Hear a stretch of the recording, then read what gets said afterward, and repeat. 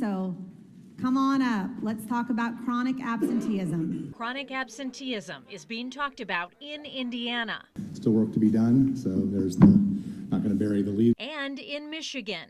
That we have a chronic absenteeism issue as well. It's a nationwide problem that states and schools are trying to address. As well as we need parents to make sure students are in those seats.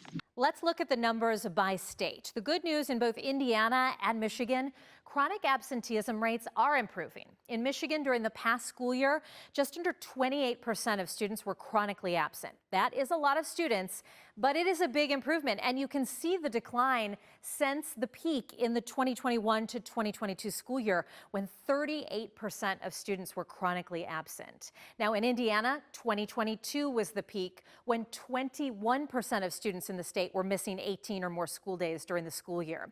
Now the chronic absenteeism rate has dropped to just under 17%. To work together to get this done. Both Indiana and Michigan define chronically absent as missing 18 or more days during the school year.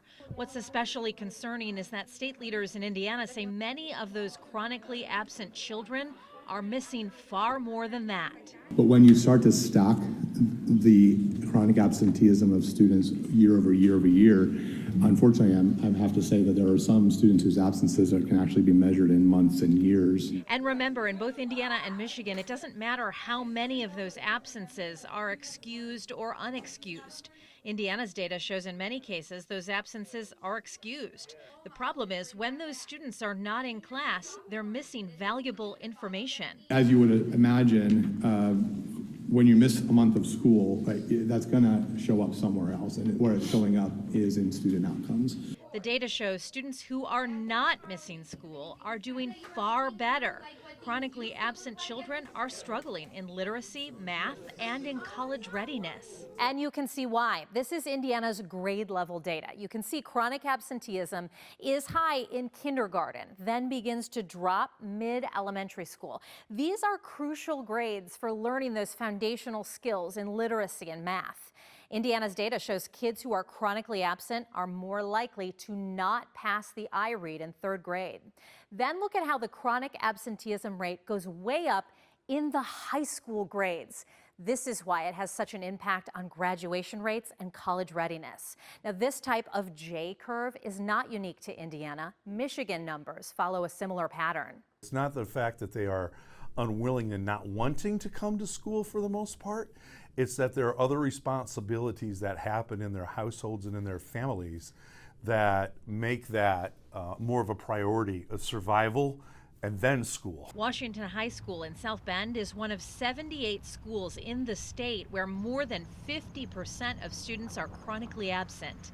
Principal Kevin Goralchuk says poverty plays the biggest role.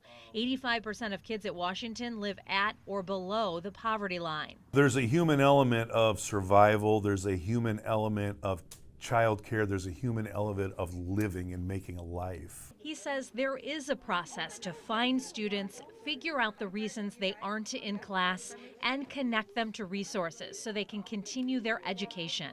I think it's very difficult for people in middle class America to look at and see, am I experiencing poverty? Poverty is different than I can't afford that phone, that car, those shoes.